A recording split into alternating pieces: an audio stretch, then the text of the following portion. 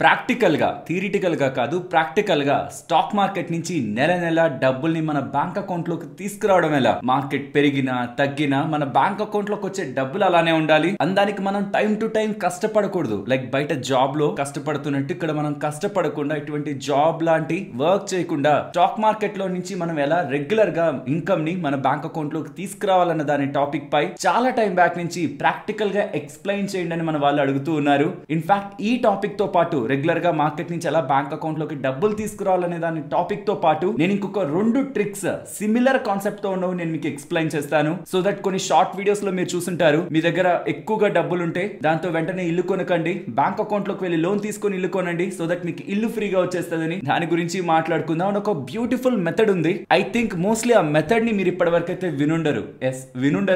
వినుంటే okay, but most of the people కి అయితే తెలియదు. కాబట్టి మొత్తం concept not only stock market regular income, ఇంకొన్ని మీకు ఇప్పటి వరకు తెలియని, ఓకే ఇలా కూడా చేయొచ్చా అని మీకు అర్థం కాని విషయాలు ఇవాళ వీడియోలో నేను డిస్కస్ చేయబోతున్నాను. అండ్ చాలా మంది ఈ స్టాక్ మార్కెట్ లో మనం ఇంత డబ్బులు పెట్టాం, ఇంతలా గ్రో అవుతుంది, ఇంత డబ్బులు మనకి లాస్ట్ లో వస్తుంది అని మాట్లాడుతున్నప్పుడు చాలా వరకు మనకు కనిపించేదంతా మరి ఇన్ఫ్లేషన్ పరిస్థితి ఏంటి, ఇన్ఫ్లేషన్ ఎక్కడికి పోతుంది, రెండవది ట్యాక్స్. ఈ రెండింటి గురించి మనం మాట్లాడుకొని ఎండ్ చేద్దాం ఈ టాపిక్. సో జస్ట్ ఇంత పెట్టాం ఇంత అయిపోయింది కాదు, ఇన్ఫ్లేషన్, ట్యాక్స్, దీని గురించి కూడా నేను మీకు డీటెయిల్ గా ఎక్స్ప్లెయిన్ చేస్తా. ఇలాంటి ఇంట్రెస్టింగ్ టాపిక్స్ మీ ముందుకు తీసుకురావడానికి మేము టీమ్ మెంబర్స్ పెడుతున్న ఎఫర్ట్స్ మీకు వాల్యుబుల్ గా ఉన్నాయని చూస్తున్న ఈ పాయింట్ లో అనిపించినా తప్పకుండా వీడియోని లైక్ చేసి పెడుతున్న ఎఫర్ట్స్ ని ఎంకరేజ్ చేయండి.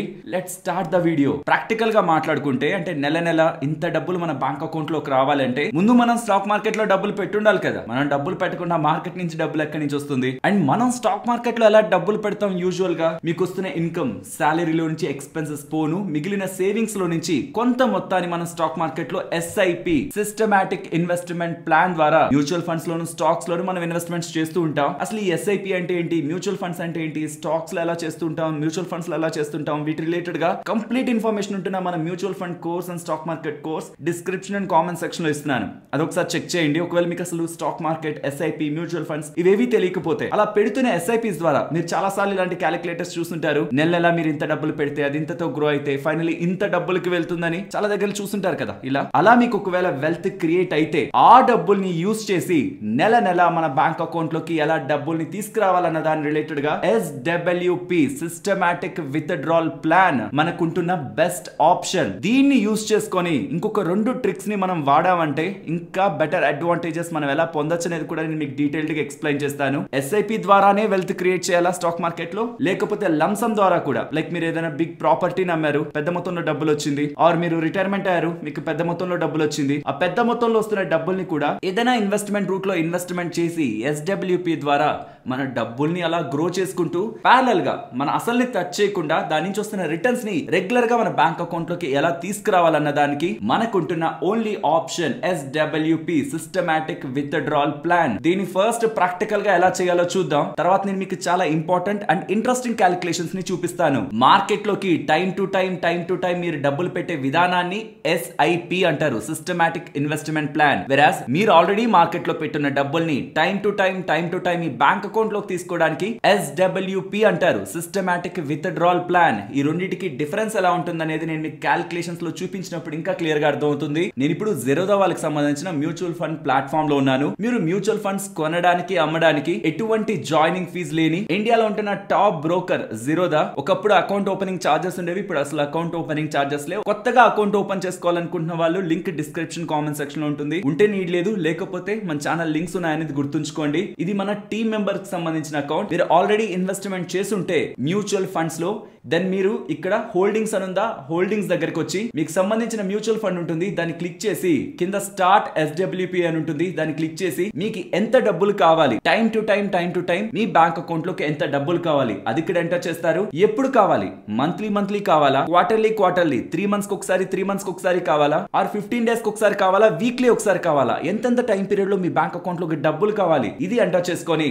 ఏ ఏ డేట్ ను కావాలనేది కూడా మీరు ఎంటర్ చేసుకొని క్రియేట్ SWP ని క్లిక్ చేశారంటే కన్ఫర్మ్ అడుగుతుంది. కన్ఫర్మ్ చేసి అథెంటికేట్ చేశారంటే టైం టు టైం ఈ మ్యూచువల్ ఫండ్ లో మీరు ఇన్వెస్ట్మెంట్ చేసిన డబ్బులు మీ బ్యాంక్ అకౌంట్ లోకి మీరు చెప్పిన తారీఖు నాటికి పడుతూ ఉంటాయి. పడుతున్నప్పుడు మిమ్మల్ని కన్ఫర్మేషన్ అడుగుతూ ఉంటారు. ఆ టైంలో మీరు కన్ఫర్మేషన్ ప్రాసెస్ చేస్తే బ్యాంక్ అకౌంట్ లోకి మీకు డబ్బులు వస్తూ ఉంటాయి. ఇక్కడ మీరు నన్ను అడిగే క్వశ్చన్, మనం పెట్టిన డబ్బులు మన బ్యాంక్ అకౌంట్ లోకి వస్తుంటే అందులో వింతే ఉంది. ఇందులో ట్రిక్ ఏంటి? నేను బ్యాంక్ అకౌంట్ లో పెట్టుకొని కూడా నెల నెల నేను కొంచెం డబ్బుల్ని తీసుకోవచ్చు కదా. ఇందులో డిఫరెన్స్ ఏంటి? మీరు చెప్తున్నది ఏంటి కొత్త ప్రాసెస్? అది నేను మీకు క్లియర్ గా విత్ ఎగ్జాంపుల్స్ ఎక్స్ప్లెయిన్ చేయాలి, విత్ క్యాలిక్యులేషన్స్ ఎక్స్ప్లెయిన్ చేయాలి. బట్ దానికంటే ముందు ఈ SWP ని స్టాక్ మార్కెట్ నుంచి రెగ్యులర్ ఇన్కమ్ బ్యాంక్ అకౌంట్ లోకి తీసుకోవడానికే కాదు, డిఫరెంట్ వేస్ కి వాడుతూ ఉంటారు. మీరు ఒక ఇల్లు కొనాలనుకుంటున్నా ఆర్ ఈవెన్ కట్టాలనుకుంటున్నా, మీ దగ్గర లంసమ్ గా డబ్బులు ఉందనుకోండి. లెట్స్ సే మీకు డౌన్ పేమెంట్ చేయను, ఆ డౌన్ పేమెంట్ చేయంగా కూడా మీకు ఒక 50 lakhs అవసరం, కానీ మీ దగ్గర డబ్బులు ఉందా ఆల్రెడీ. సో ఆ డబ్బుల్ని యూస్ చేసి ఇల్లు కొనాలా కట్టాలా, లేదంటే ఆ డబ్బుల్ని ఇన్వెస్ట్ చేసి హోమ్ లోన్ కి వెళ్ళి ఆ హోమ్ లోన్ ద్వారా ఇల్లు కొనాలా కట్టాలా. దీనికి ఎప్పుడు కూడా స్టాక్ మార్కెట్ రిలేటెడ్ గా లింక్ చేసుకుంటూ మాట్లాడుకుంటే హోమ్ లోన్ మనకి 8 to 9% దగ్గరగా వర్కౌట్ అవుతూ మనం చేసిన ఇన్వెస్ట్మెంట్ ఎంతైతే మనకు హోమ్ లోన్ వడ్డీ ఉందో దానికంటే అధికంగా రిటర్న్స్ ఇస్తూ ఉంటే 9% కంటే ఎక్కువ రిటర్న్స్ మనకి స్టాక్ మార్కెట్ లోంచి వస్తాయని మనకి అభిప్రాయం కలిగితే దెన్ మనకుంటున్న మొత్తం డబ్బుల్ని స్టాక్ మార్కెట్ రిలేటెడ్ గా ఇన్వెస్ట్మెంట్ చేసి ప్యారలల్ గా హోమ్ లోన్ తీసుకొని ఆ హోమ్ లోన్ కి మనం ఎంతైతే ఈఎంఐ కడుతున్నామో ఆ ఈఎంఐ ని స్టాక్ మార్కెట్ లో మనం చేసిన లంసమ్ ఇన్వెస్ట్మెంట్ నుంచి SWP మెథడ్ ద్వారా, ఇప్పుడు మనం మాట్లాడుకుంటున్న మెథడ్ ద్వారా EMI home loan EMI repayments చేసుకుంటూ వెళ్తే మన అసలు రానున్న టైమ్స్ లో గ్రో అవ్వడమే కాదు, మన మొత్తం హోమ్ లోన్ కూడా కంప్లీట్ గా ఈ SWP మెకానిజమే క్లియర్ చేస్తుంది. ఇప్పుడు నేను ఇది ఇలా చెప్తే మీకు అర్థం కాదు, ఒక ఎగ్జాంపుల్ తీసుకొని చెప్తాను. ఇక్కడ మీరు స్క్రీన్ పైన గమనిస్తే నేను ఒక హోమ్ లోన్ తీసుకున్నాను. 50 lakhs కి సంబంధించిన హోమ్ లోన్ 9% ఇంట్రెస్ట్ రేట్ కి 30 years కి తీసుకున్నాను. అలా నేను తీసుకున్న అసలుకి వడ్డీ 94 లక్షలు కడుతూ అదనంగా కడుతూ టోటల్ గా 1,44,00,000 దగ్గరగా నేను హోమ్ లోన్ తీసుకున్న బ్యాంక్ కి రీపేమెంట్ చేయాల్సి ఉంటుంది. ఇలా నేను చేస్తున్న ప్రాసెస్ లో 30 సంవత్సరాలకు గాను నెల నేను కట్టే ఈఎంఐ 40,231 కదా. సో ఒక 50 lakhs ఉంటున్న వ్యక్తి డైరెక్ట్ గా 50 lakhs ని పెట్టి ఇల్లు కొనేయాలా, లేదంటే తను ఇలా హోమ్ లోన్ తీసుకొని అదే 50 lakhs ని స్టాక్ మార్కెట్ లో ఇన్వెస్ట్మెంట్ చేసి 30 years టైం పీరియడ్ 12 కాదు 13-14% కూడా రిటర్న్ ని మనం ఎక్స్పెక్ట్ చేయొచ్చు. But in the nominal rate 12% return ని మనం ఎక్స్పెక్ట్ చేసి ఏదైతే ఈఎంఐ ఉందో దాన్ని SWP మెథడ్ ద్వారా, ఇక్కడ నేను మీకు చూపించాను కదా మనం ఇన్వెస్ట్మెంట్ చేసాక SWP ఎలా సెట్ చేయాలి, ఏ మంత్ కి ఏ డేట్స్ మన బ్యాంక్ అకౌంట్ లో పడాలని చూపించానా. ఆ మెథడ్ ద్వారా ఆ ఈఎంఐ అకౌంట్ మన బ్యాంక్ అకౌంట్ లో తీసుకుంటూ మన బ్యాంక్ కు సంబంధించిన ఈఎంఐ ని మనం పే చేస్తూ 30 సంవత్సరాలు అయిపోయే నాటికి మనం కట్టాల్సిన 1,45,00,000 టైం టు టైం ఈ SWP మెథడ్ ద్వారా మనం బ్యాంకు తీసుకుంటాం, డబ్బులు కట్టాల్సింది కట్టేస్తుంటాం. అది పోగా కూడా మనం 30 సంవత్సరాల క్రితం పెట్టిన 50 లక్షలు ఇంకా ఎక్కువగానే పెరుగుంటుంది. ఎంత మనకి అడ్వాంటేజ్ వచ్చుంటుంది అనేది కూడా ఇక్కడ మీరు స్క్రీన్ పైన గమనించొచ్చు. సో ఇక్కడ కాన్సెప్ట్ ఒకటే, హోమ్ లోన్ వడ్డీ మనం ఇన్వెస్ట్మెంట్ చేస్తున్న స్టాక్ మార్కెట్ లో ఇన్వెస్ట్మెంట్ చేస్తున్న దానికంటే తక్కువ ఉంటే దాంట్లో నుంచి డబ్బులు మనం తీసుకొని ఈ ఈఎంఐని కడుతూ వెళ్తే చివరికి మనం స్టాక్ మార్కెట్ లో పెట్టిన డబ్బులు ఆర్ ఇంకేదైనా ఇన్వెస్ట్మెంట్ రూట్ లో పెట్టిన డబ్బులు హోమ్ లోన్ కంటే అధికంగా రిటర్న్స్ వస్తున్న దాంట్లో పెట్టిన డబ్బులు అల్టిమేట్ గా మనకి మంచి వెల్త్ ని క్రియేట్ చేస్తాయి, ఇల్లుకు సంబంధించిన మొత్తం ఈఎంఐ ని కడుతూ. అండ్ సెకండ్ మెథడ్, ఇది కొంత ఇంట్రెస్టింగ్ గా ఉంటది. మీరు ఒకవేళ ట్యాక్స్ పేయర్ అయితే స్టాక్ మార్కెట్ రిలేటెడ్ గా మీకు కొంచెం అవగాహన ఉంటూ ఇన్కమ్ ట్యాక్స్ పే చేస్తున్న వ్యక్తి అయితే ఇది మీకు చాలా యూజ్ అవుతుంది. ఎందుకంటే సెక్షన్ 80C లో ELSS మ్యూచువల్ ఫండ్స్ వేస్తూ ఉంటారు, 1,50,000 వరకు వేస్తూ ఉంటారు. అంటే నెలకెంత 12,500 దగ్గరగా వేస్తూ ఉంటారు. మనకి ప్రతి ఒక్కరికి తెలుసు ELSS లో వేస్తున్న వాళ్ళకి 3 years లాక్ ఇన్ ఉంటుంది. అంటే మనం వేస్తున్నది 3 years పాటు లాక్ అయిపోయి ఉంటుంది కదా. ఫర్ ద రిఫరెన్స్ అనుకుందాం, first year, second year, third year ప్రతి నెల మీరు SIP వేస్తున్నారు. ఎంత?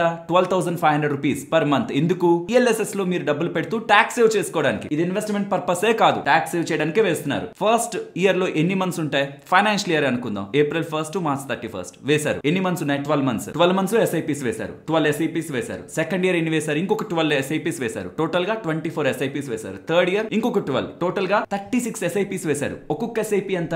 12,500. అంటే yearly 1.5 lakh, 1.5 lakh, 1.5 lakh ELSS లో మీరు ఇన్వెస్ట్మెంట్ చేశారు for the tax saving purpose. Next ఏం చేస్తారంటే 37th SIP కి మీరు ఇంకా పే చేయొద్దు, అంటే మీ ఓన్ ఇన్కమ్ నుంచి ఇంకా పే చేయొద్దు. ఫస్ట్ SIP ఉంటుంది చూసారా, దాని నుంచి SWP మెథడ్ ని వాడి ఇందాక మీకు నేను చూపించాను చూసారా జిరోదాలో SWP మెథడ్ ని వాడి ఎంతైతే 12,500 రూపీస్ ఉందో దాన్ని మీ బ్యాంక్ అకౌంట్ కి పెట్టండి 3 ఇయర్స్ తర్వాత. ఎందుకంటే 3 ఇయర్స్ వరకు లాక్ ఇన్ ఉంటుంది కాబట్టి 3 ఇయర్స్ మనం కట్టాం SIP ELSS మ్యూచువల్ ఫండ్స్ లో. తర్వాత బ్యాంక్ అకౌంట్ కి తెప్పిస్తున్నాం. So 37th SIP is equal to first SIP. First SIP లో ఉంటున్న డబ్బులే 37th SIP ని ఫండ్ చేస్తుంది. 38th SIP ని సెకండ్ వేసిన SIP ఫండ్ చేస్తుంది. అర్థమవుతుంది కదా మీకు? 3 సంవత్సరాలు 36 SIPలు చేసాం నెల నెల ఒక్కొక్కటి లెక్కన. ఫస్ట్ చేసిన SIP ఎప్పుడు మనకి మెచ్యూర్ అవుతుంది? 3 ఇయర్స్ లాక్ ఇన్ కదా, 3 ఇయర్స్ మనం ఏం టచ్ చేయలేం కదా. అది ఎప్పుడు మెచ్యూర్ అవుతుంది? 3 ఇయర్స్ తర్వాత. 3 ఇయర్స్ తర్వాత అంటే 37th SIP అప్పుడు మనకి ఫస్ట్ SIP విత్ డ్రాల్ కి వస్తుంది. అప్పుడు దాన్ని SWP మెథడ్ ద్వారా మళ్ళీ మనం బయటకు తీసి ఆ సంవత్సరంలో ఇంకొక SIP వేస్తాం ఆ సంవత్సరంలో ఉన్న ELSS మ్యూచువల్ ఫండ్స్ కి. ఇలా మీరు చేయడం ద్వారా ఏమవుతుందంటే 3 సంవత్సరాలు మీరు ELSS మ్యూచువల్ ఫండ్స్ లో 36 SIPలు వేస్తారు. ఆ ఇక 36 SIPలు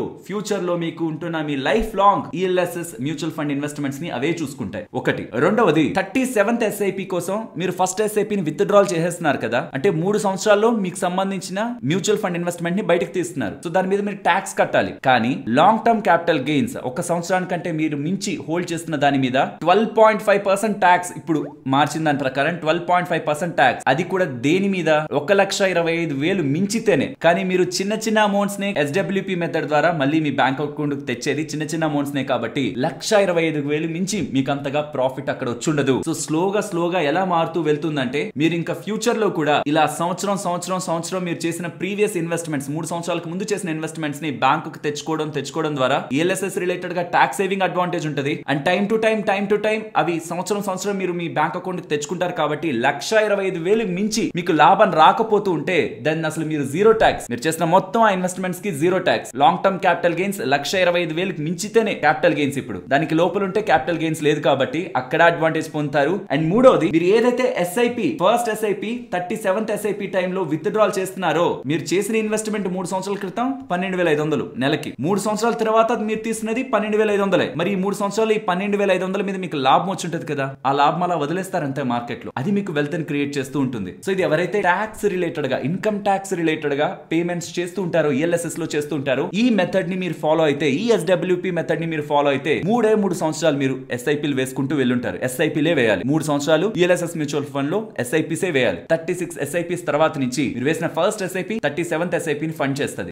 అసలే తీస్తున్నాం. ఫస్ట్ SIP లో వేసిన 12,500, 37th SIP లో వేయాల్సిన 12,500 అసలే తీస్తున్నాం. మరి 3 సంవత్సరాల్లో దాని మీద మనకు వచ్చిన రిటర్న్ అది మనం టచ్ చేయట్లేదు. అది స్టాక్ మార్కెట్ లో అలా ఉంటుంది, వెల్త్ ని క్రియేట్ చేస్తుంది. అండ్ టైం టు టైం తీయడం ద్వారా 1,25,000 కంటే తక్కువ మనం తీసుకొని ఉంటే దాని మీద కూడా మనం క్యాపిటల్ గెయిన్స్ అడ్వాంటేజ్ ని పొందొచ్చు. ఇంట్రెస్టింగ్ గా ఉంది కదా? ఇంట్రెస్టింగ్ గా ఉంది అనిపిస్తే ఒక లైక్ చేయండి వీడియోకి. మీకు ఇలాంటి కంటెంట్ మీ ముందుకు తీసుకురావడానికి చాలా వేరియస్ టైప్ ఆఫ్ కంటెంట్స్ మీకు ఇంకా ఈజీగా అర్థమయ్యేలా ఇలా సింప్లిఫైడ్ గా చెప్పడానికి పెట్టిన ఎఫర్ట్స్ మీకు వాల్యుబుల్ అనిపిస్తే మాత్రం ఒక లైక్ వీడియో రిలేటెడ్ గా చేయడానికి ప్రయత్నించండి. అండ్ ఇప్పుడు మంత్లీ ఇన్కమ్ ఎలా మన బ్యాంక్ అకౌంట్ కి తెచ్చుకోవాలి, SIP SWP బెస్ట్ గా వాడుకొని ఒక మనిషి, నేను మీకు స్టార్టింగ్ లో చెప్పాను కదా, ఎలా తన ఎక్స్పెన్సెస్ పోగా సేవింగ్స్ ద్వారా వచ్చిన డబ్బుల్ని SIP లో పెట్టి ఎలా అయితే వెల్త్ ని క్రియేట్ చేస్తాడో బానే ఉంది. కానీ అదే వెల్త్ క్రియేట్ చేసిన దాంట్లో నుంచి డబ్బుల్ని టైం టు టైం తన బ్యాంక్ అకౌంట్ లోకి తెచ్చుకొని తన తర్వాత తరాలకు కూడా కోట్ల రూపాయల ఆస్తిని ఎలా ఉంచాలి. అండ్ ఈవెన్ కొన్ని సమయాల్లో రిటైర్మెంట్ ద్వారా వచ్చిన డబ్బులు, ప్రాపర్టీని అమ్మగా వచ్చిన డబ్బుల్ని కూడా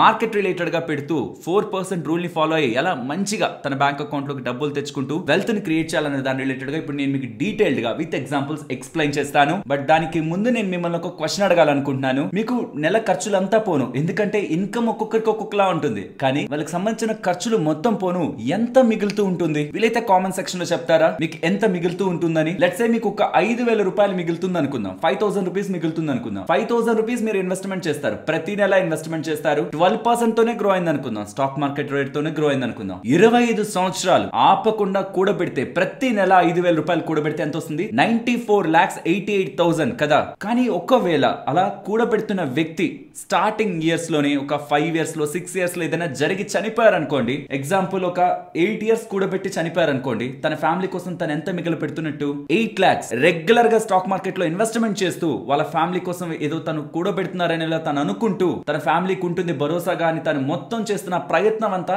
8 లక్షలు. ఇక్కడ నుంచి 8 సంవత్సరాల తర్వాత ఆ 8 లక్షలతో ప్రెసెంట్ ఉంటున్న ఇన్ఫ్లేషన్ రేట్ తో చూసినా దాంతో ఆ ఫ్యామిలీ ఎంతకాలం బాగా బ్రతకగలరు, ఆర్థికంగా సొసైటీలో తలెత్తుకొని. అదే ఈ 5,000 నుంచి 1,000 రూపాయలు తను పక్కకి తీసి టర్మ్ ఇన్సూరెన్స్ 2 కోట్లది తను తీసుకోవచ్చు. నేను అది ఎలాగో చూపిస్తాను. ఇప్పుడు నేను ఇది చెప్పగానే ఇది మీరు మాకు చాలా సార్లు చెప్తున్నారు, మేము వింటున్నాం కూడా ఇంకెందుకు ఇన్నిసార్లు చెప్తున్నారు, మాకు చిరాకు వస్తుంది, విసుగు వస్తుందని ఇలా కామెంట్ సెక్షన్ లో చెప్తున్నారు. ఫ్రెండ్స్, ఒకటి గుర్తుంచుకోండి, నేను చెప్పిన ప్రతిసారి మీతో ఒకటి చెప్తాను, మీరు ఎక్కడైనా తీసుకోండి అది, బట్ మీరు తీసుకోవాల్సిందే. ఇంతలా ఎందుకు చెప్తున్నాను, ఆల్రెడీ నేను తీసుకున్నాను కాబట్టి, మా ఫ్యామిలీ కోసం నేను ఈ టర్మ్ ఇన్సూరెన్స్ తీసుకున్నాను. మీ ఫ్యామిలీలో ఒకటిగా చెప్తున్నాను, మీరు మీ ఫ్యామిలీ కోసం ఖచ్చితంగా ఒక టర్మ్ ఇన్సూరెన్స్ తీసుకోవాల్సిందే. మీరు తీసుకునే వరకు నేనైతే, మీరు మన ఛానల్ చూస్తున్న వాళ్ళైతే నేనైతే ఆపను ఖచ్చితంగా. దేనికంటే ప్రతి ఒక్కరూ చేసే పెద్ద తప్పు, సంపాదిస్తున్నాం, డబ్బులు వస్తుంది, ఖర్చు పెట్టుకుంటున్నాం, బాగుంది, ఇన్వెస్ట్మెంట్ చేస్తున్నాం, ఫ్యామిలీ సేఫ్ అనుకుంటారు. కానీ ఆలోచించాల్సింది, మీరు 5,000 రూపాయలు నెల నెల చేస్తున్నా 8 సంవత్సరాలు కాదు, 10 సంవత్సరాలు కాదు, 20 సంవత్సరాలు కాదు, 25 సంవత్సరాలు మీరు చేసిన ఈ లోపు చేస్తున్న వ్యక్తికి ఏదైనా జరిగితే వచ్చిన డబ్బులు 3-4 సంవత్సరాలకి మించి ఆ ఫ్యామిలీకి సరిపోవు. అదే మీరు ఆ డబ్బులు, నేను 25 సంవత్సరాలు ఏజ్ తీసుకున్నాను ఇక్కడ, 25 సంవత్సరాల వ్యక్తికి అదే ఆ డబ్బుల్లో 20% జస్ట్ 1000 రూపాయలు కడితే 2 కోట్ల టర్మ్ ఇన్సూరెన్స్ తనకు 60 ఏళ్ళు వచ్చేంత వరకు వాళ్ళ ఫ్యామిలీకి భరోసాగా ఉంటుంది. 2 కోట్లు ఎటువంటి ట్యాక్స్ లేకుండా. ఇక్కడ మీరు స్టాక్ మార్కెట్ లో చేసిన ఆ ఇన్వెస్ట్మెంట్ పై తనకి ఏమైనా జరిగా డబ్బులు వస్తున్నా దాని మీద కూడా మనం ట్యాక్స్ కట్టాలి. కానీ టర్మ్ ఇన్సూరెన్స్ రిలేటెడ్ గా వచ్చే డబ్బులపై 1 రూపాయి కూడా ట్యాక్స్ కట్టాల్సిన అవసరం లేదు. అండ్ టర్మ్ ఇన్సూరెన్స్ తీసుకుంటున్నప్పుడు ఇది కూడా మైండ్ లో పెట్టుకోండి, యాక్సిడెంటల్ డిజేబిలిటీ రైడర్ అనేది ఒకటి ఉంటుంది. నేను ఈ వీడియోలో క్లియర్ గా మీకు ఎక్స్ప్లెయిన్ చేశాను. దాంతో మనకి ఏమవుతుందంటే, లెట్స్ సే ఈ 2 కోట్ల టర్మ్ ఇన్సూరెన్స్ తీసుకుంటున్న వ్యక్తికి ఏదైనా ప్రమాదం జరిగి తను చనిపోకపోయినా, తన జాబ్ ఆర్ బిజినెస్ చేయలేని పరిస్థితుల్లో నెలకి మాక్సిమం 2 లక్షల లెక్కన 10 సంవత్సరాల వరకు ఇస్తారు. లేదు 2 లక్షలు అందరికీ ఎలిజిబిలిటీ ఉండదు అనుకుందాం, 1,00,000 రూపాయల లెక్కన మనం చూసినా సంవత్సరానికి 12 లక్షలు, అదే 10 సంవత్సరాలకి 1,20,00,000. అలా నెల నెల మన బ్యాంక్ అకౌంట్ లో 1,00,000 మాక్సిమం 2 లక్షల వరకు ఆ టర్మ్ ఇన్సూరెన్స్ కంపెనీ వేస్తుంది. వేసాక కూడా ఆ పర్సన్ చనిపోతే ఎంతకైతే తన టర్మ్ ఇన్సూరెన్స్ కవర్ తీసుకున్నారో ఆ మొత్తాన్ని ఆ ఫ్యామిలీ మెంబర్స్ కి ఇస్తారు. అండ్ హౌస్ వైఫ్ కూడా, ఇంట్లో ఉంటున్న ఆడవాళ్ళకు కూడా ఏ ఇన్కమ్ లేకపోయినా హస్బెండ్ ఇన్కమ్ పైనే, హస్బెండ్ ఇన్కమ్ పైనే డిస్కౌంట్ లో ఇస్తారు. ఎందుకంటే హౌస్ వైఫ్ ఎక్కువ తీసుకోవట్లేదని వాళ్ళకి స్పెషల్ డిస్కౌంట్ లో తక్కువ డబ్బులకే టర్మ్ ఇన్సూరెన్స్ కంపెనీస్ ప్రొవైడ్ చేస్తున్నాయి. నా ప్రయత్నం అంతా, మీరు చేస్తున్న ఇన్వెస్ట్మెంట్స్, మీరు దాస్తున్న డబ్బులు ఆ పర్సన్ కి, సంపాదిస్తున్న పర్సన్ కి ఏదైనా జరిగినప్పుడు ఆ ఫ్యామిలీని నిలబెట్టలేవు. ఖచ్చితంగా ప్రతి ఒక్కరు, మన ఇండియాలో ఉంటున్న ప్రతి ఒక్కరు ఒక టర్మ్ ఇన్సూరెన్స్ తీసుకోవాలి. ఎలా ఒక మంచి టర్మ్ ఇన్సూరెన్స్ తీసుకోవాలని చాలా వీడియోస్ లో నేను చెప్పాను. ఆ లింక్స్ కూడా డిస్క్రిప్షన్ కామెంట్ సెక్షన్ లో ఉంటాయి. ఎక్కడ తీసుకోవాలి నేను మళ్ళీ చెప్తున్నాను, మీకు నచ్చిన దగ్గర తీసుకోండి.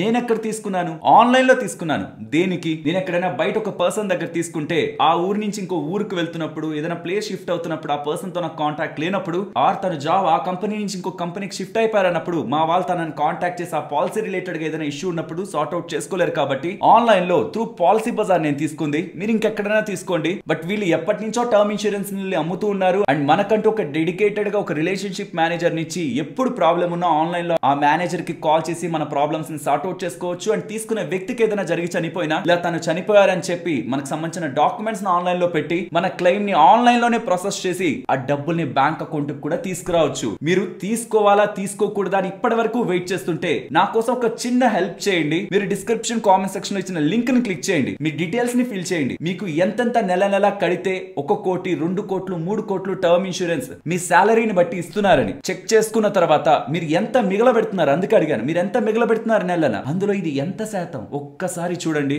ఇది మాత్రమే మీ ఫ్యామిలీకి మీరు ఇస్తున్న గొప్ప వరం. ఇది కాకుండా మీరు ఇంకెక్కడ ఇన్వెస్ట్మెంట్ చేసినా, మీరు పెట్టిన స్టాక్స్ మల్టీ బ్యాగర్స్ అయినా, మీరు చేసిన ఇన్వెస్ట్మెంట్స్ పెద్ద పెద్దగా పెరుగుతున్నా, అవంతా మన ఫ్యామిలీస్ కి మన తర్వాత సరిపో. ఇలా 1 కోటి, 2 కోట్లు, 3 కోట్లు మన సాలరీని బట్టి మనకి ఇస్తున్న టర్మ్ ఇన్సూరెన్స్ మన ఫ్యామిలీని నిలబెడుతుంది. కాబట్టి నేను చాలా టైం బ్యాక్ తీసుకున్నాను, చాలా టైం బ్యాక్ నుంచి మన వాళ్ళకి గట్టిగా చెప్తున్నానండి. ఇవాళ ఈ వీడియో ద్వారా కూడా నేను చెప్పాలనుకుంటుంది, మీరు ఇంకా టర్మ్ ఇన్సూరెన్స్ తీసుకోవట్లేదంటే ఆ ప్రాబ్లం ఏంటో నాకు కామెంట్ సెక్షన్ లో చెప్పండి. నేను పర్సనల్ గా మీకు ఆన్సర్ చేయడానికి ప్రయత్నిస్తాను. అండ్ ఎస్, ఇది ఫార్మర్స్ కి ఇవ్వరు, స్టూడెంట్స్ కి ఇవ్వరు, జాబ్ లేని వాళ్ళకి ఇవ్వరు, కేవలం జాబ్ చేస్తున్న వాళ్ళకి, ఆర్ బయట బిజినెస్ చేస్తూ ఇన్కమ్ ట్యాక్స్ రిటర్న్స్ ఫైల్ చేస్తున్న వాళ్ళకి, ఆర్ హౌస్ వైఫ్ కి హస్బెండ్ ఇన్కమ్ పైన, వీళ్ళకి మాత్రమే ఇస్తారు. మిగిలిన వాళ్ళకి ఇవ్వరు. ఐ నో, బట్ ఎవరెవరికైతే ఇచ్చే ప్రాబబిలిటీ ఉందో, మీరు జాబ్ చేస్తున్న వాళ్ళైనా, మీరు హౌస్ వైఫ్ అయినా, మీరు బిజినెస్ చేస్తే ఇన్కమ్ ట్యాక్స్ రిటర్న్స్ ని ఫైల్ చేస్తున్నా, మీరు తీసుకోవట్లేదంటే గుర్తుంచుకోండి, చాలా మంది దీనికోసం ప్రయత్నిస్తున్నారు, వాళ్ళకి టర్మ్ ఇన్సూరెన్స్ కంపెనీస్ ఇవ్వట్లేదు. మీకు ఎలిజిబిలిటీ ఉంటే మీరు ఖచ్చితంగా మీ ఫ్యామిలీ కోసం తీసుకోండి. ఎలా తీసుకోవాలని మీకు కావాల్సిన మొత్తం డీటెయిల్స్ ఉన్న వీడియోస్, అండ్ ఎలా కంపేర్ చేసుకొని మీకు ఏది బెస్ట్ టర్మ్ ఇన్సూరెన్స్ గా సరిపోతుందని చెప్పడానికి కావాల్సిన లింక్ కూడా,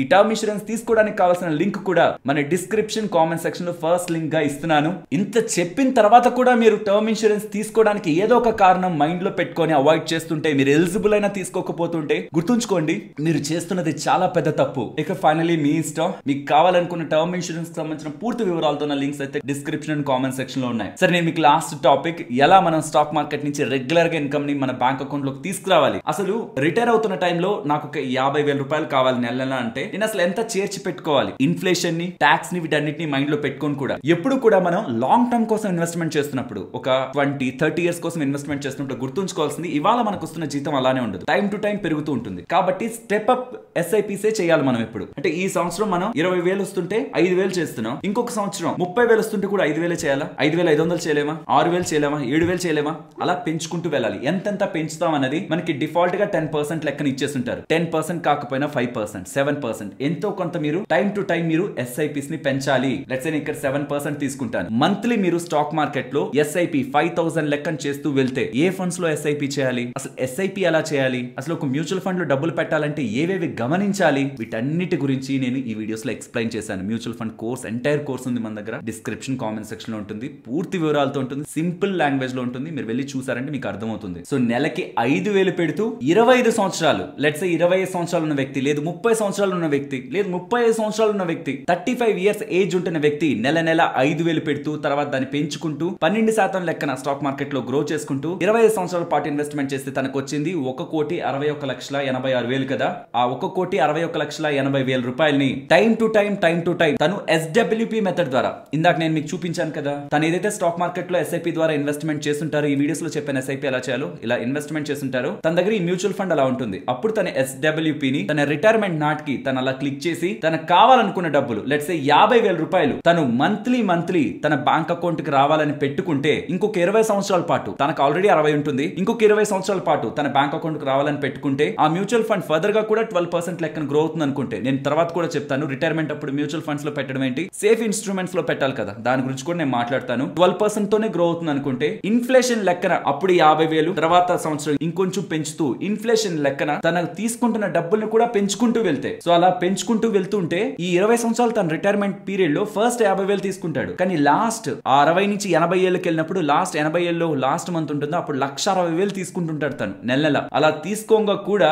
8,75,00,000, తన 1,61,00,000 8,75,00,000గా తన మ్యూచువల్ ఫండ్ లో పెరుగుతూ ఉంటుంది. సో ఈ ఎస్డబ్ల్యూపీ మెథడ్ ని యూజ్ చేసి నెల నెల ఫస్ట్ 50,000 తీసుకుంటూ ఇన్ఫ్లేషన్ లెక్కన పెంచుతూ, ఎలా పెంచాడు, ఫస్ట్ 50,000 తీసుకుంటూ వచ్చారు, తర్వాత సంవత్సరానికి 53,000, తర్వాత 56,000, తర్వాత 59,000, అలా పెంచుకుంటూ సంవత్సరం తనకు కావాలనుకున్న డబ్బుల్ని పెంచుకుంటూ మార్కెట్ లో అది 12% కి గ్రో అవుతూ ఉంటే తనకి 8,75,00,000 ఈ అమౌంట్ పైన క్రియేట్ అవుతుంది. ఇది నేను తీసుకుంది చాలా లార్జ్ కేస్ లో. ఇప్పుడు దీంట్లో ట్వీక్స్ చేద్దాం, చేంజెస్ చేద్దాం. రిటైర్మెంట్ నాటికి 12% ఉండే మ్యూచువల్ ఫండ్స్ లో ఎందుకు పెట్టడం, రిటైర్మెంట్ అప్పుడు సేఫ్ అసెట్స్ లో పెట్టాలి కదా, 7% దాంట్లో పెట్టచ్చు కదా. నేనైతే అది రాంగ్ అనుకుంటాను. ఎందుకంటే తనకి లంసమ్ కావాలనుకోండి, ఆ 1,61,00,000 వెంటనే తనకు కావాలనుకోండి, అప్పుడు కావాలంటే మనం సేఫ్ అసెట్స్ లో పెట్టచ్చు. ఆర్ ఇంకా కొంచెం సేఫ్ మెథడ్ లోకి వెళ్ళడానికి సగం గవర్నమెంట్ బాండ్స్ లోనో, ఫిక్స్డ్ డిపాజిట్స్ లోనో, very very very less volatile, less risky ఉంటున్న వాటిలోకి పెట్టి మిగతాది మనం స్టాక్ మార్కెట్ దాంట్లో పెట్టడం ద్వారా ఏమవుతుందంటే మనకి ఎంతైతే మంత్లీ ఇన్కమ్ కావాలో ఆ పర్సంటేజ్ ఇన్ఫ్లేషన్ లెక్కను చూసుకున్నా దానికంటే బెటర్ గా స్టాక్ మార్కెట్ లో నెక్స్ట్ 10 ఇయర్స్ 20 ఇయర్స్ మనం మార్కెట్ నుంచి ఆ మనీని ఎస్డబ్ల్యూపీ ద్వారా తీస్తాం అనుకున్నా బెటర్ రిటర్న్ మనకుంటుంది. ఇది కొంత రిస్కీ. ఈ రిటైర్మెంట్ అప్పుడు కొంత ఫండ్స్ ని మనం స్టాక్ మార్కెట్ ద్వారా ఎస్డబ్ల్యూపీ మెథడ్ ని చూడడానికి నాకు రిస్కే వద్దనుకుంటారా, సరే 7% తీసుకుంటాను ఇక్కడ, ఆర్ 8% తీసుకుంటాను. చాలా గవర్నమెంట్ స్కీమ్స్ లో కూడా మనకి 8% రిటర్న్ మనకి వర్కౌట్ అవుతుంది. ఆర్ ఫిక్స్డ్ డిపాజిట్ లో కూడా సీనియర్ సిటిజన్స్ కి మనకి 8% రిటర్న్ వర్కౌట్ అవుతుంది. కాబట్టి ఆ లెక్కను క్యాలిక్యులేట్ చేసిన తనకు నెల నెల 50,000 రూపాయలు విత్ ఇన్ఫ్లేషన్ పెంచుకుంటూ తను పెట్టిన 1,61,00,000 ఎస్డబ్ల్యూపీ మెథడ్ ద్వారా బ్యాంక్స్ నుంచి కూడా మనం టైం టు టైం మన బ్యాంక్ అకౌంట్ లో అడగచ్చు. ఆ మెథడ్ ద్వారా తన 20 సంవత్సరాల రిటైర్మెంట్ పీరియడ్, 60 సంవత్సరాలకు తను రిటైర్ అయ్యారు, ఇంకొక 20 సంవత్సరాలు తను ఉన్నా సరే ఆ 20 సంవత్సరాలు ఎండ్ అయ్యే నాటికి, అంటే తన 80వ నాటికి 8 ఇయర్స్ కంప్లీట్ అయ్యే నాటికి తను మొత్తం పెన్షన్ తీసుకోగా కూడా 2,21,00,000 దగ్గరగా పెన్షన్ తీసుకోగా కూడా ఇంకా 2,99,00,000 దగ్గరగా తన ఇన్వెస్ట్మెంట్ అమౌంట్ అయితే మిగులుంటుంది. నేను 8% రిటర్న్ తీసుకున్నాను, లేదు 7% తీసుకుందాం, సేమ్ అమౌంట్ విత్ డ్రాల్ చేశాక కూడా ఇంకా 2,13,00,000 దగ్గరగా మనకు మిగులుంటుంది. నేను ఇదంతా ఎందుకు చెప్తున్నానంటే SWP method the best method. ఇక్కడ మనకంతా మనం చూడాల్సింది ఏంటంటే ఇన్ఫ్లేషన్ ఎంత, 6% ఆర్ 7%. దీనికంటే కొంచెం ఎక్కువ ఉండే ఇన్వెస్ట్మెంట్ ఆపర్చునిటీస్ ఏవి ఉన్నాయి, బ్యాంక్ ఎఫ్డీస్ ఉన్నాయి, గవర్నమెంట్ బాండ్స్ ఉన్నాయి, గవర్నమెంట్ స్కీమ్స్ ఉన్నాయి. కానీ వీటిలో కొన్ని లిమిటేషన్స్ ఉంటాయి. గవర్నమెంట్ స్కీమ్స్ లో పెద్ద మొత్తంలో పెట్టలేం, కొన్ని లక్షలే పెట్టగలం. సో ఇవన్నీ చూసుకోగా మనకి స్టాక్ మార్కెట్స్ ఒక బెస్ట్ ఇన్స్ట్రుమెంట్స్. నేను స్టాక్ మార్కెట్స్ అనగానే రిస్కీ సైడే మనం వెళ్లాల్సిన అవసరం లేదు. ఇండెక్స్ ఫండ్స్ కి వెళ్ళొచ్చు, ఇండెక్స్ ఈటీఎఫ్స్ కి వెళ్ళొచ్చు. ఇవన్నీ నేను ఈ వీడియోస్ లో మాట్లాడాను. అందులోనూ రిస్క్ ని తగ్గించుకోవచ్చు. అల్టిమేట్ గా మార్కెట్ రిస్క్, బట్ అందులో ఉంటున్న లీస్ట్ రిస్క్ మెథడ్ లో కూడా మనం ఇన్వెస్ట్మెంట్ చేసిన 12-13% returns with in the period మనకి గతంలో వర్కౌట్ అయ్యాయి. కాబట్టి వాటిని దృష్టిలో ఉంచుకొని మనం ఈ క్యాలిక్యులేషన్స్ ని చేయడం జరిగింది త్రూ SWP మెథడ్. మీకు ఇప్పటికి ఒక క్లారిటీ వచ్చిందని అనుకుంటున్నా. ఇక్కడ మీరు నన్ను అడగాల్సిన మెయిన్ క్వశ్చన్, స్టాక్ మార్కెట్ లో 12% రిటర్న్స్ ఖచ్చితంగా జనరేట్ అవుతాయని మీరు రాసిస్తారా? నేను రాసివ్వను. అంటే చెప్పలేనని చెప్తున్నాను. ఖచ్చితంగా జనరేట్ అవుతాయా? అవో.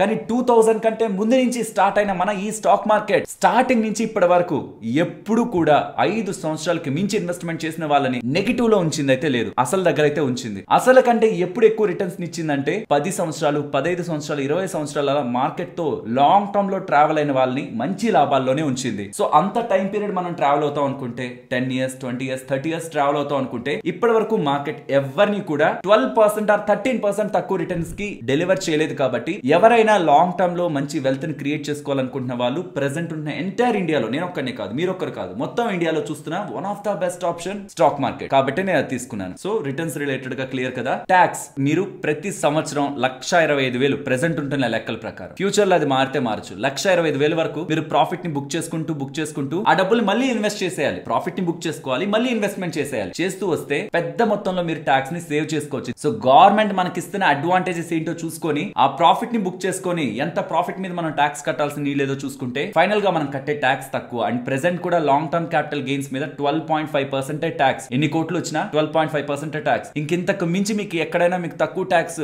గవర్నమెంట్ అప్లై చేస్తుందా? లేదు కదా. ఐ హోప్ మీకు మొత్తం క్లియర్ అయిందని. అండ్ ఇక్కడ మీరు ఇంకొక క్వశ్చన్ కూడా అడగచ్చు. రిటైర్మెంట్ టైం కి 50,000 తీసుకుంటున్నారు.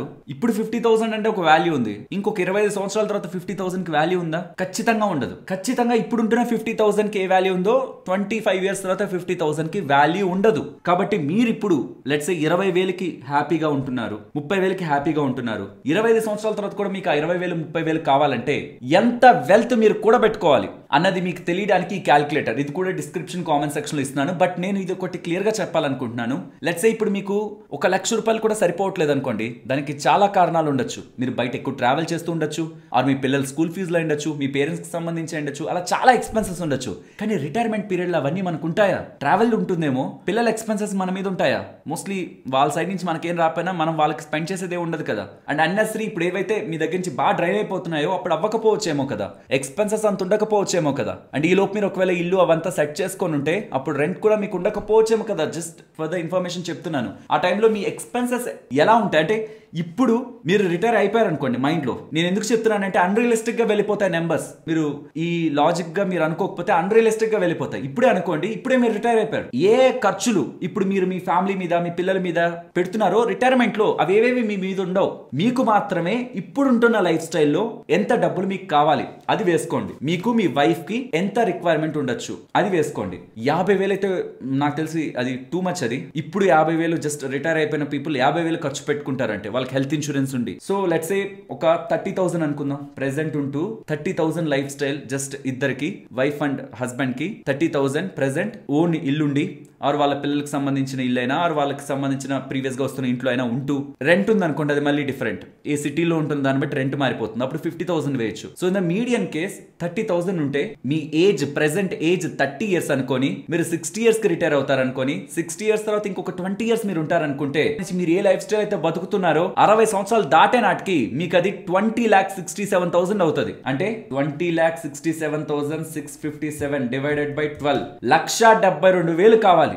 ఇప్పుడు 30,000, ఫ్యూచర్ లో 1,72,000. ఇది ఇక్కడ నుంచి ఇంకొక 30 సంవత్సరాల తర్వాత ఈ 30,000తో ఇప్పుడు బ్రతుకుతున్న లైఫ్ స్టైల్ బ్రతకాలంటే 1,72,000 అవుతుందని ఎలా 6% ఇన్ఫ్లేషన్ రేట్ తో చెప్తున్నారు. అండ్ అలా 1,72,000 రూపాయలు నెల నెల మీ బ్యాంక్ అకౌంట్ కి రావాలంటే, అంటే సంవత్సరానికి 20,67,000 రూపాయలు మీ బ్యాంక్ అకౌంట్ లోకి రావాలంటే మీరు రిటైర్ అయ్యే నాటికి 4,13,53,140 రూపాయలు మీ దగ్గర ఉండాలి. ఇన్ సింపుల్ టర్మ్స్, ఇప్పుడు మీరు బ్రతుకుతున్న 30,000 లైఫ్ స్టైల్ ఫ్యూచర్ లో బ్రతకాలంటే మీకు అప్పుడు ఈ 30,000 కాస్త 1,72,000 అవుతుంది. ఆ 1,72,000 రూపాయలు SWP మెథడ్ ద్వారా మీ బ్యాంక్ అకౌంట్ లోకి రావాలంటే మీరు రిటైర్ అవుతున్నప్పటికే మీకు మీకు 4,13,00,000 దగ్గరగా డబ్బులు ఉండాలి. అలా ఉండాలంటే మీ 30 సంవత్సరాల ఏజ్ నుంచి, ఇక్కడ 30 తీసుకున్నాను కాబట్టి 30, 25 అయితే 25, ఏదైనా ఒక ఏజ్ పెట్టుకోవాలి కదా, 30 తీసుకున్నాను. అక్కడి నుంచి 5,973 రూపీస్ 15% లెక్కన ఉంది ఇక్కడ క్యాలిక్యులేషన్. 12% లెక్కన తీసుకుందాం, 12% ఇక్కడ స్టార్టింగ్ నుంచి తీసుకుందాం. అలా అయితే ఈ 4,13,00,000 రావడానికి 11,832 రూపీస్ ఇవాల్టి నుంచి మీరు ఇన్వెస్ట్మెంట్ చేయాలి. ఫ్రెండ్స్, ఇప్పుడు నేను కొన్ని ఇంపార్టెంట్ పాయింట్స్ రియాలిటీలో మాట్లాడుకునే పాయింట్స్ చెప్తాను, జాగ్రత్తగా వినండి. ఫస్ట్ థింగ్, థియరీ వేరు, ప్రాక్టికల్ వేరు. నేను ఇక్కడ కూర్చొని మీకు ఇలా ఉంటదని క్యాలిక్యులేషన్స్ వేసి చూపించడం వేరు, దాన్ని మీరు డిసిప్లైన్డ్ గా with strong psychology 10 years 15 years 20 years investment mind set తో మార్కెట్ లో ట్రావెల్ అవ్వడం వేరు. చెప్పడం ఈజీ, ట్రావెల్ అవ్వడమే కష్టం. ఈ లోపు మీరు చాలా సార్లు మార్కెట్ ఫాలో అవడం చూస్తారు, చాలా సార్లు పెరగడం చూస్తారు, ఇక్కడ తీసేస్తే మంచిది అనుకుంటారు. ఇవన్నిటిని మీరు దాటుకొని ముందుకు వెళ్తున్నప్పుడే మనం అనుకుంటున్న ఏ లెక్కలైనా మనకి వర్కౌట్ అవుతాయి. ఈ లోపు మీరు చాలా సార్లు రాంగ్ చేశానే, అన్నెసరీగా వచ్చానే అనేలా కూడా మీకు మెంటాలిటీ వెళ్తుంది. నేను బెస్ట్ చేశాను,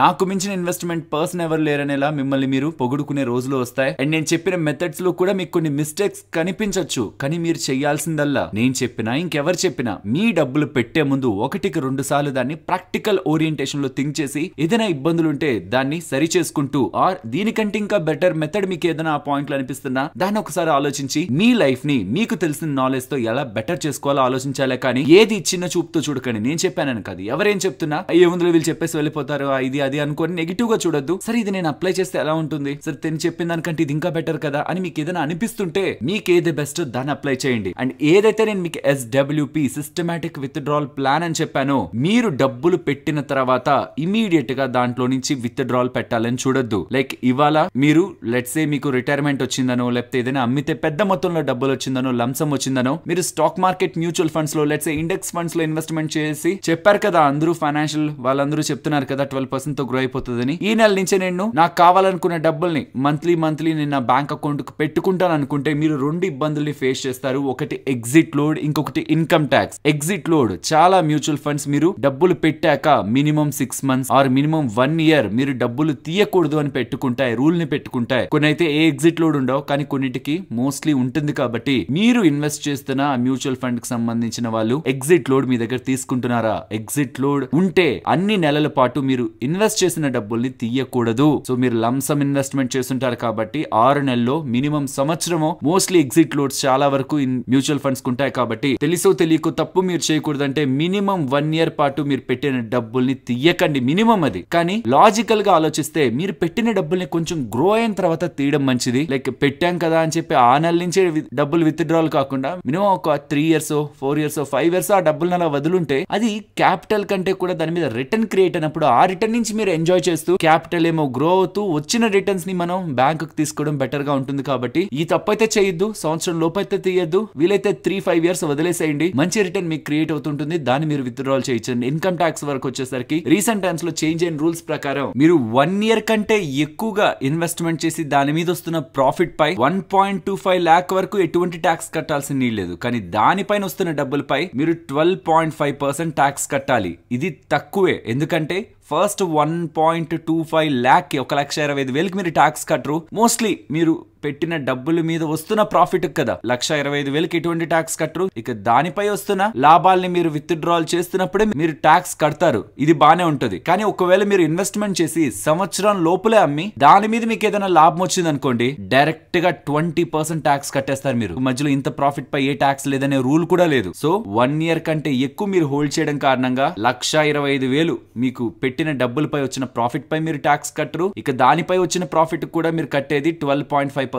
అలా కాకుండా 1 year బిలోనే మీరు కానీ SWP మెథడ్ ద్వారా విత్డ్రాల్ చేస్తూ మీరు లాభాలని సంపాదించిన మార్కెట్ లో స్ట్రైట్ అవే 1 రూపీ ప్రాఫిట్ నుంచి కూడా మీరు 20% ట్యాక్స్ గవర్నమెంట్ కి కట్టాల్సి ఉంటుంది. కాబట్టి మినిమం 1 year చేసిన ఇన్వెస్ట్మెంట్ ని టచ్ చేయకపోవడం ఎగ్జిట్ లోడ్ ప్రకారం మీకు అడ్వాంటేజే, ట్యాక్స్ ప్రకారం మీకు అడ్వాంటేజే. అండ్ ఏ మ్యూచువల్ ఫండ్స్ లో పెడుతున్నా, నేను గతంలో చేసిన స్టాప్ SIP రిలేటెడ్ గా కానీ గతంలో చేసిన most of the mutual funds లో మీకు క్లియర్ గా చెప్పింది, ఎందులో పెడుతున్నా సరే డివిడెండ్ ఆప్షన్ ని సెలెక్ట్ చేసుకోకండి, గ్రోత్ ఆప్షన్ ని సెలెక్ట్ చేసుకోండి, అండ్ డైరెక్ట్ మ్యూచువల్ ఫండ్స్ లో ఇన్వెస్ట్మెంట్ చేయండి. ఒక్కసారి మీరు ఇన్వెస్ట్మెంట్ చేస్తుంటే మ్యూచువల్ ఫండ్స్ లో దాంట్లో ఒకసారి చెక్ చేయండి, మీ మ్యూచువల్ ఫండ్ పేరు దగ్గర డైరెక్ట్ ఉందా, రెగ్యులర్ ఉందా. రెగ్యులర్ ఉంటే సర్టెన్ పార్ట్ ఆఫ్ కమిషన్ మీకు వస్తున్న రిటర్న్స్ నుంచి కమిషన్ మీకు ఎవరైతే మ్యూచువల్ ఫండ్స్ వెయ్యండి అని చెప్పుంటారో వాళ్ళకి వెళ్తూ ఉంటుంది. అదే ఫండ్ డైరెక్ట్ ఫండ్ కూడా ఉంటుంది. అది వేసుకోవడం కారణంగా లాంగ్ టర్మ్ లో మీకు అధికంగా రిటర్న్స్ ఉంటాయి. అండ్ గ్రోత్ ఎప్పుడు సెలెక్ట్ చేసుకోవాలి, డివిడెండ్ ని కాదు. అండ్ చార్జెస్ విషయానికి వస్తే ఎక్స్పెన్స్ రేషియో అని ఉంటుంది మ్యూచువల్ ఫండ్స్ లో. అది మోస్ట్లీ ఎంత తక్కువ ఉంటే అంత బెటర్. అవి ఎప్పుడు కూడా ఇండెక్స్ ఫండ్స్ లో తక్కువగానే ఉంటాయి. ఇన్ఫాక్ట్ ఈటీఎఫ్ లో అయితే అవంత పెద్ద వాల్యూ కూడా ఉండదు ఈ expense ratio or charges. So ఎందులో చార్జెస్ బాగా తక్కువ ఉంటున్నాయో చూసుకోండి, బట్ రిటర్న్స్ ని కంపేర్ చేసుకోండి. చార్జెస్ ఒకటే కాదు క్రైటీరియా మ్యూచువల్ ఫండ్స్ ని సెలెక్ట్ చేసుకోవడానికి. నేను ఇది క్లియర్ గా ఈ వీడియోలో ఎక్స్ప్లెయిన్ చేశాను. బట్ చార్జెస్ కూడా మీకు లాంగ్ టర్మ్ లో మీరు రిటర్న్ ని ఇంపాక్ట్ చేస్తాయి కాబట్టి అది కూడా మీరు ఇన్వెస్ట్మెంట్ చేసేటప్పుడు 1-2 సార్లు చెక్ చేసుకోండి. సో ప్రెసెంట్ ఉంటున్న లైఫ్ స్టైల్ ఫ్యూచర్ లో బ్రతకడానికి ఎంత ఖర్చు అవుతుంది, అలా ఖర్చు అవుతున్న డబ్బులు నెల నెల మీ బ్యాంక్ అకౌంట్ లోకి తీసుకురావాలంటే మీరు రిటైర్ అవుతున్న టైంకి మీరు ఎంత లంసం క్రియేట్ చేసుకోవాలి, అంత లంసం మీరు ఇప్పటి నుంచే క్రియేట్ చేసుకోవాలంటే నెల నెల ఎంత ఇన్వెస్ట్మెంట్ చేసి ఉండాలి. ఇదంతా మీకు ఈ క్యాలిక్యులేటర్ ద్వారా అర్థమవుతుంది. ఇక్కడ పర్సంటేజెస్ మారితే లెక్కలన్నీ మారిపోతాయి. నేను ఆఫ్టర్ రిటైర్మెంట్ 6% రిటర్న్ వస్తుందని చెప్పాను. 6% కాదు, మీరు ఒకవేళ 7% రిటర్న్ క్రియేట్ చేస్తున్నారనుకోండి లెక్కలు మారుతాయి. 8% రిటర్న్ క్రియేట్ చేస్తున్నారనుకోండి మారుతాయి. అదే మీరు స్టాక్ మార్కెట్ లో పెట్టిన స్టాక్ మార్కెట్ రిటర్న్స్ నే ఎక్స్పెక్ట్ చేస్తానన్నారనుకోండి అప్పుడు లెక్కలు మారుతాయి. ఇవన్నీ కూడా ఇక్కడ పర్సంటేజెస్ 2-3% ఉంటాయి, వీటిని బట్టి మారుతాయి. నేను మీకు డిస్క్రిప్షన్ కామెంట్ సెక్షన్ లో ఇస్తాను. సో ఎవరైతే ఇన్ఫ్లేషన్ ని బట్టి ట్యాక్స్ ని బట్టి నా ఫ్యూచర్ గోల్స్ ని నేను డిసైడ్ చేసుకోవాలని అంటూ ఉంటారో వాళ్ళ కోసం ఇది. బట్ పర్సనలీ నా ఒపీనియన్ అయితే ఈ 30,000 అంతకు వెళ్ళిపోతుందని అయితే నేను అనుకోను, అంత వాల్యూకి. సో ప్రతిదీ మనకి అలా మూవ్ అవ్వదు. సో మనం జస్ట్ ఈ హెల్త్ ఎక్స్పెన్సెస్ ఒక్కటి మేనేజ్ చేసుకుంటే, హెల్త్ ఇన్సూరెన్స్ ద్వారా మేనేజ్ చేసుకుంటే, అండ్ మన బాధ్యతలు తీరే వరకు టర్మ్ ఇన్సూరెన్స్ ద్వారా మేనేజ్ చేసుకుంటే ఆ ఎక్స్పెన్సెస్ ని, అంటే మన తర్వాత కూడా మన ఇంట్లో వాళ్ళు బాగా బ్రతకడానికి 1 కోటి 2 కోట్లు 3 కోట్లు వాళ్ళకి ఉంచాం అని ఒక భరోసా మనం ఇవ్వగలుగుతుంటే మిగతావన్నీ కూడా విత్ టైం మనకి పెరుగుతున్న శాలరీతో చేస్తున్న ఇన్వెస్ట్మెంట్ మీట్ చేయగలుగుతుంది. మనం మన ఇన్కమ్ ని పెంచుకోవడం లేదనేది మన చేతుల్లోనే ఉంటుంది. బట్ దాంతో పాటు మనం చేస్తున్న ఇన్వెస్ట్మెంట్ మిగిలిన అన్నింటినీ టేక్ కేర్ చేస్తుంది. బట్ మనకు ఒక హెల్త్ అండ్ టర్మ్ ఉండాలి. టర్మ్ మన తర్వాత మన ఫ్యామిలీని చూసుకోవడానికి, హెల్త్ ఈ లోపు మనకి మన ఫ్యామిలీ మెంబర్స్ కి లక్షల్లో అయ్యే హాస్పిటల్ బిల్స్ ని మన తల మీద వేయకుండా, మనల్ని పేదవాణి చేయకుండా, ఒక 10 సంవత్సరాలు వెనక్కి తీసుకెళ్లకుండా మనల్ని కాపాడడానికి. కాబట్టి ప్రతి ఒక్కరికి, నాకైతే ఉన్నాయి, టర్మ్ ఇన్సూరెన్స్ ఉంది, హెల్త్ ఇన్సూరెన్స్ ఉంది, అండ్ మీకు కూడా ఉండాలి. జాబ్ ఉండాలి, ఐటీఆర్స్ ఫైల్ చేస్తుండాలి, లేదంటే హౌస్ వైఫ్ అయి ఉండాలి వాళ్ళ భర్త ఇన్కమ్ పైన తీసుకోవడానికి. ఇలాంటి కండిషన్స్ ఉన్నాయో. బట్ హెల్త్ ఇన్సూరెన్స్ ఎవరికైనా ఇస్తారు. ఖచ్చితంగా health insurance and term insurance మీకు మీ ఫ్యామిలీకి తీసుకోవడం మాత్రం మర్చిపోకండి. దాని కోసం కావాల్సిన పూర్తి వివరాలతో ఉన్న లింక్స్ అన్ని డిస్క్రిప్షన్ కామెంట్ సెక్షన్ లో ఉన్నాయి. అండ్ ఈ ఎస్ఐపి ఎస్డబ్ల్యూపి రిలేటెడ్ గా కావాల్సిన పూర్తి వివరాలతో ఉన్న ఇన్ఫర్మేషన్ కూడా డిస్క్రిప్షన్ కామెంట్ సెక్షన్ లో ఇస్తున్నాను. మీ ఫ్రీ టైమ్ లో చెక్ చేయండి. అండ్ ఇలాంటి ఇంపార్టెంట్ వీడియోస్ మన ఫ్రెండ్స్ అండ్ ఫ్యామిలీ మెంబర్స్ తో షేర్ చేస్తూ మరొక ఇంట్రెస్టింగ్ వీడియోతో నేను మళ్ళీ మీ ముందుకు వస్తాను. అంతవరకు టేక్ కేర్. జై హింద్.